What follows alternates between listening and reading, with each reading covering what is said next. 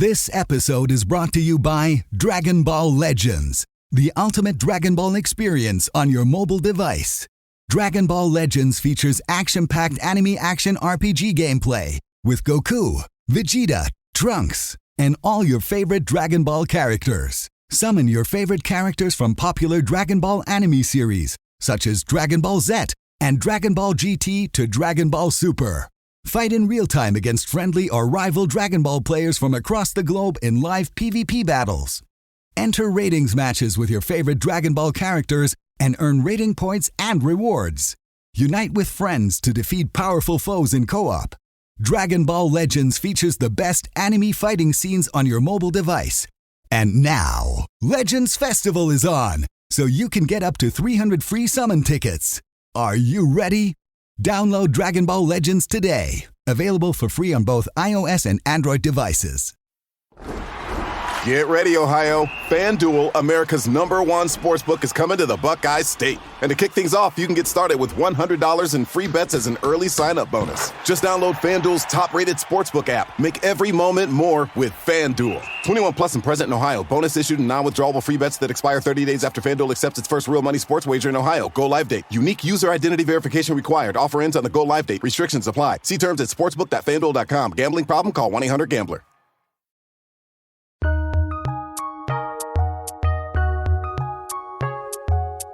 Welcome to the Fantasy NBA Today podcast.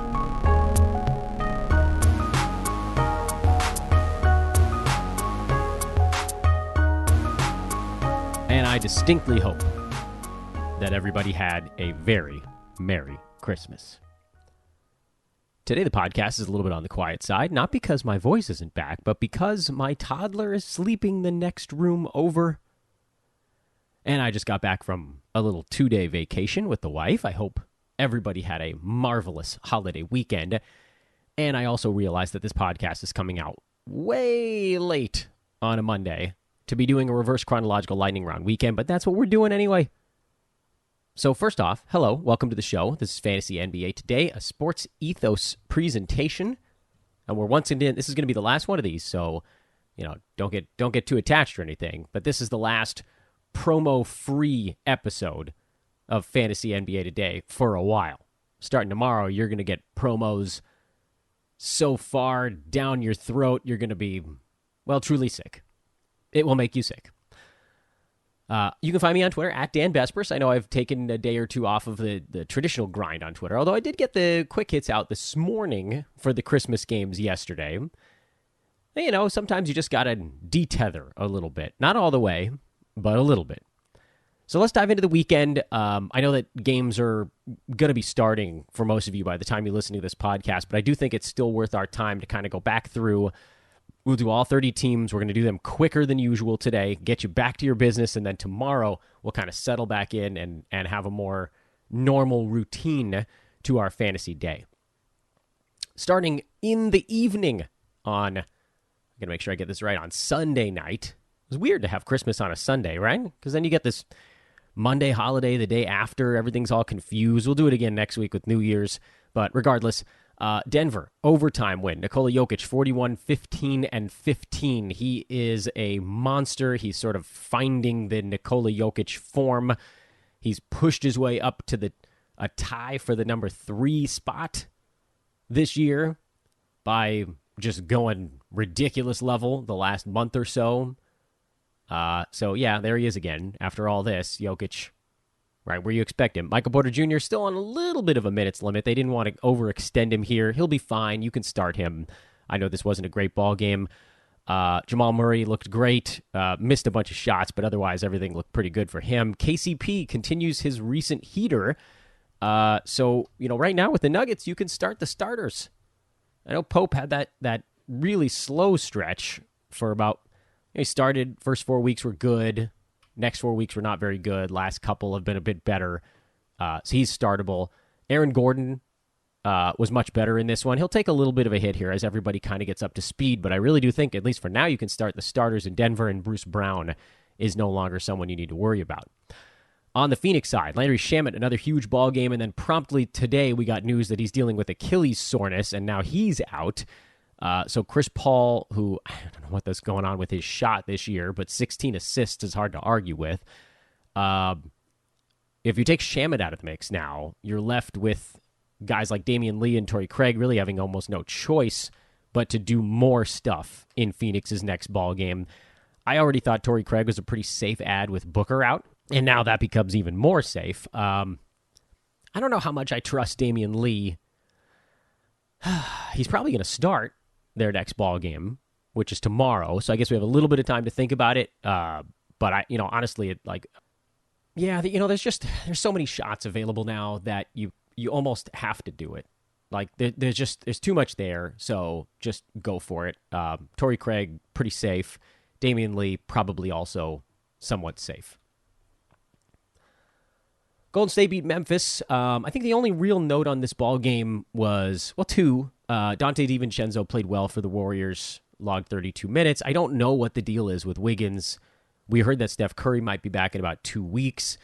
I thought Wiggins would be back by now, frankly, but he isn't. I think you can feel pretty comfortable starting DiVincenzo at least until one of those guys comes back. Then once that happens, I think it's probably wise to reassess a little bit. And over on the Memphis side, I do wish that Brandon Clark would get more consistent playing time. It's most likely not going to happen. JJJ was in foul trouble in this game. Dylan Brooks had some foul trouble. Not that anybody really cares, but you're just looking at how the minutes distribution was a little weirder than usual. And Desmond Bane is just working his way back into the mix. So don't read too much into whatever you got out of that one. Boston beat Milwaukee 139-118. I don't know why Robert Williams... I watched a lot of this game, and it wasn't super clear why Robert Williams only got to play 14 minutes. If he's only going to log like 16 to 18 anyway, fouls typically are not something they're super concerned with. They just kind of went a different way with Milwaukee. So you got a little extra Grant Williams, a little extra Derek White. Boston found some lineups that were fitting a little bit better, I suppose. For now, I'll just chalk it up to this recovery for the Time Lord, and I wouldn't read too much into that one, so just kind of move along. Also, you're not adding Grant Williams back from this one. Derek White had been trending down pretty good for a while, so you're probably leaving that one alone as well. I hadn't done my little Al Horford check in a while, but he's number 52, friends and confidants, per game, 9-cat. So, all your Al Horford hate out there just rolls right off. On the Milwaukee side, I guess the only note would be Pat Connaughton playing a little bit better. They just really need Chris Middleton back. I'm not adding Connaughton outside of slightly deeper formats. It does feel like he's kind of up to speed to be the Middleton fill-in guy, but that doesn't really mean all that much. Friends, I am extremely excited to remind you guys to turn game day into payday when you bet with our pals at MyBookie. The Celtics, the Bucks, the Warriors, these are the frontrunners to win the NBA championship at MyBookie, but which has the best shot? Who do you have winning the title? The Warriors at plus 700. They've gotten off to a slow start. Hey, maybe futures aren't your thing. It's been pretty darn profitable betting player props this year, thanks to Steph Curry and even more so Anthony Davis. Regardless of what you're betting on, cash in and cash out quick with MyBookie using promo code ETHOS when you make your first deposit. You heard that right. MyBookie will spot you extra cash with your deposit. Minimum $45, but you can claim the bonus all the way up to $2,000. Extra cash with MyBookie. They're back, baby. Check them out. Turn game day into payday once again when you bet with our pals at MyBookie. Get ready, Ohio. FanDuel, America's #1 sportsbook, is coming to the Buckeye State. And to kick things off, you can get started with $100 in free bets as an early sign-up bonus. Just download FanDuel's top-rated sportsbook app. Make every moment more with FanDuel. 21 plus and present in Ohio. Bonus issued and non-withdrawable free bets that expire 30 days after FanDuel accepts its first real money sports wager in Ohio. Go live date. Unique user identity verification required. Offer ends on the go live date. Restrictions apply. See terms at sportsbook.fanduel.com. Gambling problem? Call 1-800-GAMBLER. This episode is brought to you by Dragon Ball Legends, the ultimate Dragon Ball experience on your mobile device. Dragon Ball Legends features action-packed anime action RPG gameplay with Goku, Vegeta, Trunks, and all your favorite Dragon Ball characters. Summon your favorite characters from popular Dragon Ball anime series, such as Dragon Ball Z and Dragon Ball GT to Dragon Ball Super. Fight in real time against friendly or rival Dragon Ball players from across the globe in live PvP battles. Enter ratings matches with your favorite Dragon Ball characters and earn rating points and rewards. Unite with friends to defeat powerful foes in co-op. Dragon Ball Legends features the best anime fighting scenes on your mobile device. And now, Legends Festival is on, so you can get up to 300 free summon tickets. Are you ready? Download Dragon Ball Legends today. Available for free on both iOS and Android devices. Lakers and Mavs, couple fantasy angles in this ball game. On the Dallas side, you got a huge one out of Christian Wood, and some of that had to do with the opponent. In fact, a lot of it had to do with the opponent. The Lakers, for stretches, were running zero center lineups. They were running Austin Reeves as their big man, and Wood was just demolishing them. The Lakers were also sending immediate double teams at Luka, at which point he was able to just kind of float a pass to Christian Wood near the free throw line. Wood on what's known as the short roll, then had a 4-on-3 on pretty much every single possession, and exploited it. That's how he ended up with 7 assists in the ball game. The 4 steals I don't fully understand. Lakers just doing a really bad job of handling the basketball around Wood. The Lakers only had 8 turnovers in the game, but apparently they all just rolled right to Christian Wood. The 2 blocks make a ton of sense. Russ driving, other little guys driving. The Lakers are a fantasy goldmine right now. Without Anthony Davis, they can't guard anybody, and so they're just trying dumb crap to see if anything sticks. So from a fantasy standpoint, this was a great opportunity for Mavs to get hot, and they did. They put up 51 points in the third quarter, a truly absurd total. That's the worst quarter in the NBA defensively for any team this year. And Tim Hardaway, he had 26. He's staying on my roster. Reggie Bullock had 14, 3 and 4 with a block. I'm not adding him. I know that he's the fill-in for Dorian Finney-Smith, but it's just not enough for me. Dwight Powell also fouled out of this ball game, so that also kind of helped Christian Wood a little bit. But right now, Wood is having like a top 30 week. So if you can, I still think that if you can flip him, last week I thought maybe you could get a 75 range guy. Maybe you can even aim higher now. Try to aim for like 60 and see if it sticks. With the Lakers, obviously, you've got LeBron going. I can't deal with the Russell Westbrook stuff. No. You're holding on to Thomas Bryant. I know this ball game was a weaker one by all accounts, but again, Lakers were just mashing buttons to see what worked, and it didn't. Bryant was fine in the time he was in there. He's still a good solution for them, at least as far as solutions go. I did add Austin Reeves, by the way. I like his efficiency. It seems like there's enough for him going on right now with no Anthony Davis around. He's had like 3 pretty good ball games in a row since coming back from the ankle tweak. So I'm into it. I think you can probably downgrade Lonnie Walker to more of a schedule stream type of play. And it's possible that that's where Tim Hardaway Jr. ends up as well. I just think he's hovering ever so slightly above that for the moment. Philly, New York, very little to take away from this ball game other than Jalen Brunson exiting with a sore hip with about 2 minutes to go. It's not clear that if he might have maybe finished this game if it was closer. They were down by double digits. New York scored the last couple of buckets, but it didn't really change anything. So he's questionable for their next ball game. If he sits, Emmanuel Quickley's the guy, and we'll just sort of stay glued to the health report to see if anything comes of that. We did also hear on the Philly side. Oh, by the way, Quentin Grimes back up to his big 39-minute role. So he needs to be on rosters. Grimes needs to be a 12-teamer. 100%. Absolutely. Needs to be a 12-teamer. And I don't see anything standing in his way right now. Knicks have been generally playing better when he's part of their big-minute lineups, and so you probably just stick with it. As far as Philly goes, we did get word earlier today that Tyrese Maxey may be back by the end of the week. You're not dropping DeAnthony Melton. You can consider it, but you're not going to do it because, like we saw earlier in the year, he's just so dynamic that he fits into whatever lineup. If they move him to the bench, he'll just be more in control of a bench unit. So stick it out. It's not going to be as explosive as he has been with a bunch of different guys out for Philly, but the floor is just so nice and high for him. And you guys always wonder, like, why do we talk about DeAnthony Melton so much? The reason we talk about him so much is because he can just do a billion things. He puts up fantasy lines that, like, 4 guys in the last decade put up. So stick with it. You have to. And you're not going to be able to get stuff for him on like a sell. So don't try that. It's just not going to work. Nobody played on Saturday. That was Christmas Eve. So let's go all the way back to Friday and cover some of the teams that we didn't see over the weekend. Charlotte was one of the ones, and we talked about how this was an opportunity for them, just like it was with Dallas, to sort of get fat. And Charlotte shot 55% against the Lakers. They scored 134 points. Who didn't have a good game? It's the same thing again. We can't overreact to a game against the Lakers.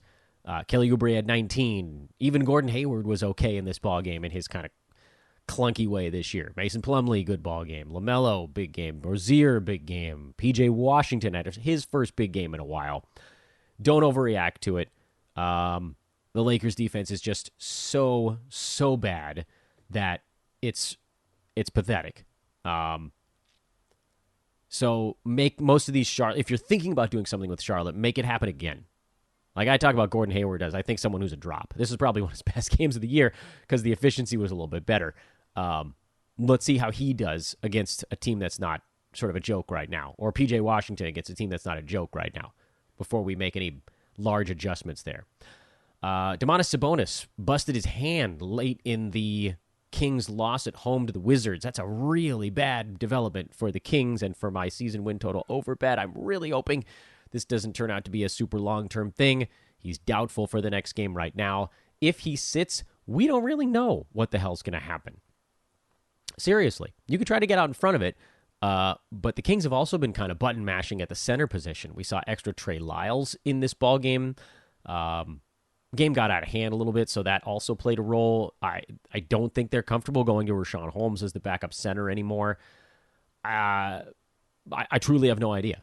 The Kings will play again soon. We'll get a report. We'll get some word, and at that point, we probably just have to take a data point and kind of go from there. I don't think that I would jump out in front of this one, other than to say, look, that a lot of the offense now is going to run through De'Aaron Fox when Sabonis has to sit, because Domantas actually has been orchestrating quite a lot for that team.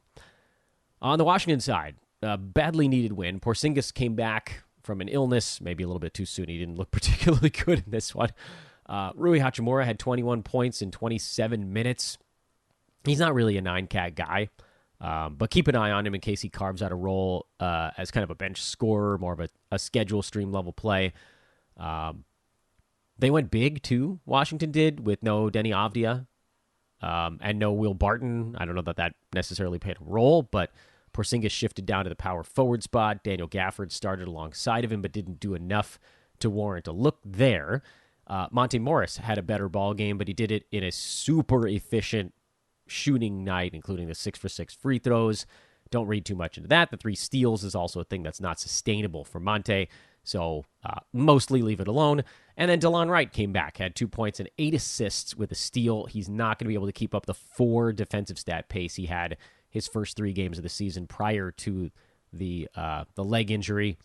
So he, to me, also probably profiles more as a schedule stream level play, that someone that fits more in that 120 to 150 range. Portland, we keep hearing that Gary Payton II is coming back, and we keep not seeing it. So I'd rather just wait on that one, and that's my only note on the Blazers. Indy beat Miami on the road. Tyrese Halliburton had a huge ball game. We even had a Jalen Smith sighting in this one, but not to the point that any of us really cared about it very much. Aaron Nesmith, sat this one out. Andrew Nembhard played, and he was okay. Nesmith is trying to push his way into consideration for 12-teamers. I kind of want to see what happens in his next ball game before making a definitive yes or no play. I picked him up in a couple of head-to-head spots where I knew that, whatever you get out of him is okay, and then he promptly got hurt, so that sort of blew that plan up in my face. But he is close. I'm keeping a close watch on it. Call him like remember how we used to talk about guys where we needed to just see it one more time before we could make the final call on it? I think he's in that one more time category of plays where it's like, all right, I'm seeing it. I kind of sort of believe it just a little bit, but not really all the way. Let's just see it happen again. And then maybe we can make a ruling. Then maybe we've seen enough, but not yet. I'm not there yet. On the Miami side, Jimmy Butler rolled an ankle in the third quarter, so he's back out again.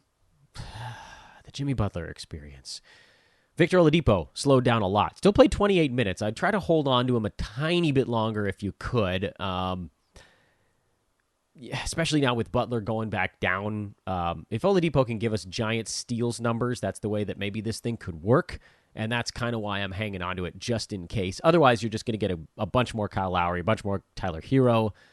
Maybe you get a little more Caleb Martin, but it almost seems like they have too many choices. And then Bam Adebayo, he's got a cold, so he's going to miss their next ball game. So the Heat they're just in another weird spot. Honestly, we might see enough Haywood Highsmith for a head-to-head style deal, but I think I'd rather play it safe with the Heat because they're just the fill-ins. It's never a guarantee on that club. Houston. This was the game without Eric Gordon, but he's due back for their next one, so hopefully you didn't have too much fun playing KJ Martin for one night, because bye-bye. Tari Eason, 20 minutes, still didn't really change all that much. I don't know how many times I've had to say on this podcast, everybody was just way too early on the Tari Eason pickup. Way too early. If you want to sit on him until February, you be my guest, but luxury stash. That's what that means. That's what that term means. I hope that it hasn't been clouded by years of misuse. New Orleans, there's a lot going on with that team right now. Ingram's still out. Zion almost back. He's cleared protocols, but he's not fully conditioned yet. Larry Nance is a game time decision for their contest that's coming up in like an hour and a half, 2 hours from now. Oopsies. Let's try to get this show done, huh? Trey Murphy, he's sick now, although they're saying it's not COVID. I don't know, man. I feel like the test is going to come back positive tomorrow. So that leaves CJ, Najee Marshall. Oh, Dyson Daniels is out with a sickness too. We don't fully know. Jose Alvarado has a chance to do a bunch of stuff. If Nance can play, he'd be terrific. JV should be able to be used. It's hard to comfortably say that any one of these guys is a definite stream. But the ones I'd be the most comfortable with, obviously Valanciunas, because he's going to start and he's going to have to do a bunch. And then McCollum, who's not even a stream. But then in terms of the other guys, Najee Marshall almost definitely does make the cut. And then if Nance plays, he's the other one that I'd feel pretty comfortable dumping him in there. Otherwise, I think I kind of want to see what the hell they're going to do with these goofball lineups. Everybody's sick in some capacity before I pull the trigger on anything. To answer your question, no, I don't care that Alexei Pokusevsky had his first good game in God knows how long, because the roulette wheel sometimes is going to land on Poku. So, bye-bye. Moving along.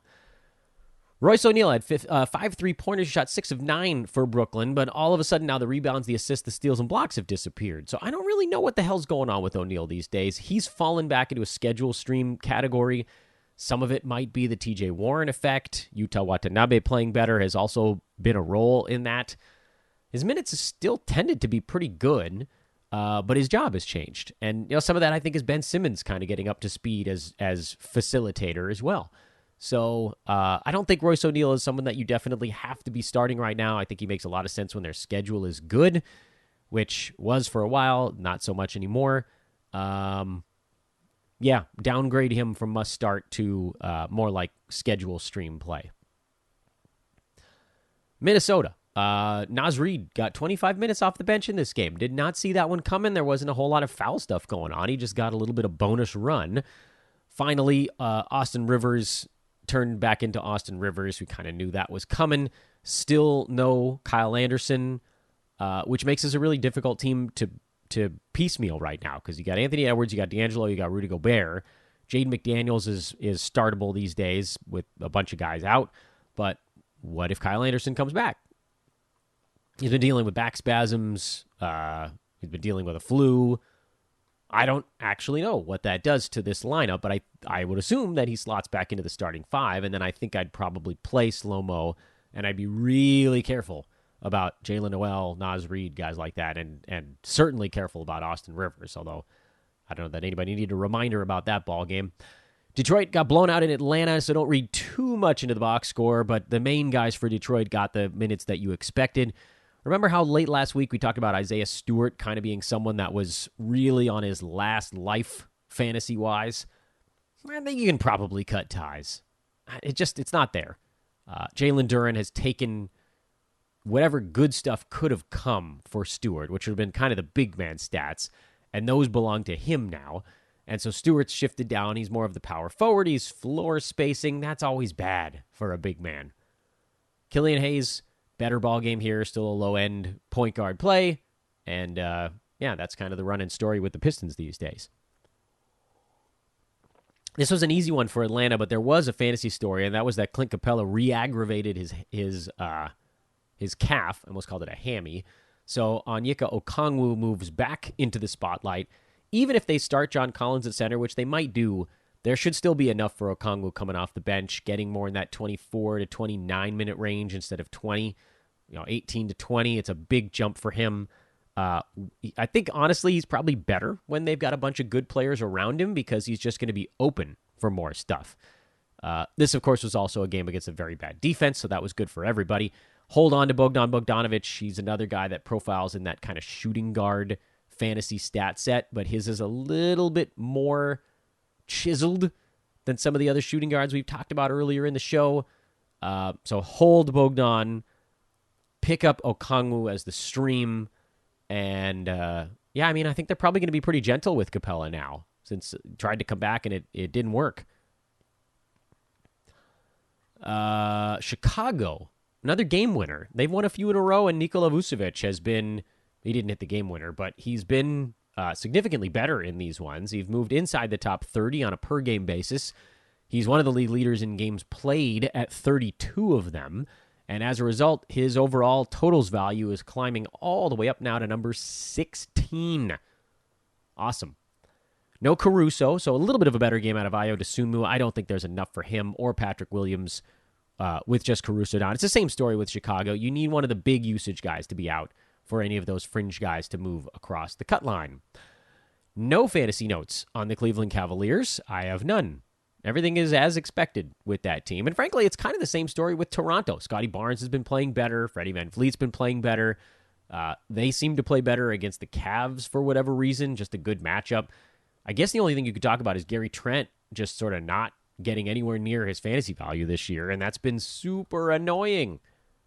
He's been more in the schedule stream, but we know the upside is built in there, so you kind of can't punt on Trent, even though I kind of want to. But there just isn't anybody out there available that can do what he does at the clip he does. So, just hang on. I know Kawhi is resting the Clippers' next ball game, but just looking at what he did in the last one, you got a little bit of a better game out of Ivica Zubac here. They needed him against Joel Embiid. This is your moment to sell if you can, because they're not going to need him against most opposing big men. Nick Batum, another super efficient ball game, 10 points, 2 threes, 3 blocks. I think he's a 12-team startable 9-cat guy until he gets hurt, basically. And his minutes were a little lower here, actually, because the Clippers couldn't go small against Embiid. The one thing that I am worried about is, what is Batum's role when Kawhi sits? It almost seems like he's better when he's playing off the superstars, and we'll get a look at that tonight, actually. So there you go. Orlando whipped San Antonio. The Spurs doing a really nice job of tanking lately, and it's annoying if you have any Spurs on your team because all of their values have been artificially depressed by rest days and low-minute games, and Jakob Poeltl still stuck in the low 20s in minutes. I don't know how long until they get him up to a slightly better number. I have to assume it's maybe later this week. Keldon Johnson, not startable these days. I'd love to talk about how he's, you just close your eyes and hope, but he's literally losing teams 2 categories weekly, and that's just not acceptable. He's been awful. After about a 3-week really good start to the year, horrendous. It's killing me. I have him in a bunch of spots. Did not see this type of shooting disaster coming this year. No, how many guys have had both of their percentages fall completely off a cliff like that? Keldon's the winner or loser of that department. Anyway, over on the Orlando side, this is, I think, the first time we've seen Markelle Fultz and Cole Anthony each have a good game at the same time. And yes, the blowout helped. That allowed Cole to rack up some extra stats at the end of the ball game. He is very much the counting stat guy, 23 points, 10 boards, 9 assists, 4 threes, and shot the ball well, interestingly. But percentages tend to work against him. And so if you get a weird one like this where they aren't, you just sort of count the money. Bol, 24-minute role for him. He's still inside the top 100 in that. I'm not abandoning ship. I know there's been a lot of panic selling on Bol. I think you can hang on and just know that the expectations need to be different. He's not a top 50 play anymore. He's more like a top 80, 90 play. Mo Wagner, still startable as long as Wendell Carter Jr.'s minutes remain on the ramp up. But at some point here, probably in the next 2 ball games, they're going to flip. And then the Wagner thing you can probably file for some other day. And then as far as Markelle Fultz goes, he's doing enough to stay on rosters. Both he and Anthony have their stuff. Their lines look sexier than they are, and that's just something I want everybody to kind of keep in the back of your head. Assists always look sexy, and the combo of assists and steals, that always looks sexy. But if you sort of roll it all together, neither one of those guys has had more than about a 3 or 4 day stretch where they've been consistently fantasy ready. I think Fultz is the guy you hold because that's the guy that they've got kind of running the operation right now. Or you can hold both if you want.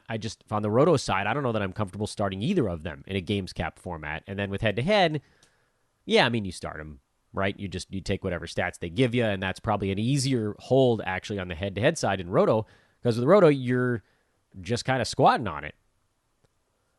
All right, half an hour show today. No promos, nothing. At Dan Besbris on Twitter. I'll talk to you guys over there. We're going to try to loop ourselves back into the normal routine, starting basically with Tip tonight here on Monday. Hope everybody once again had a really Merry Christmas. A final wrap-up here on Hanukkah. Happy Kwanzaa.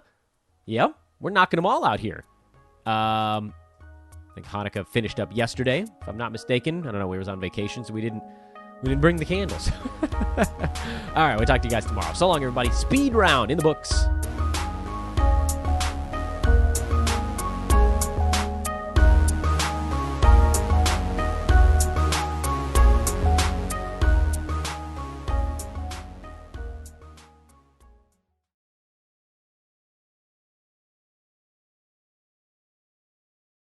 What's that place you've always wanted to try? Well, you're there, sharing plates with... Just one bite. Or on second thought, maybe not sharing. It's that good. When you're with Amex, it's not if it's going to happen, but when. American Express. Don't live life without it.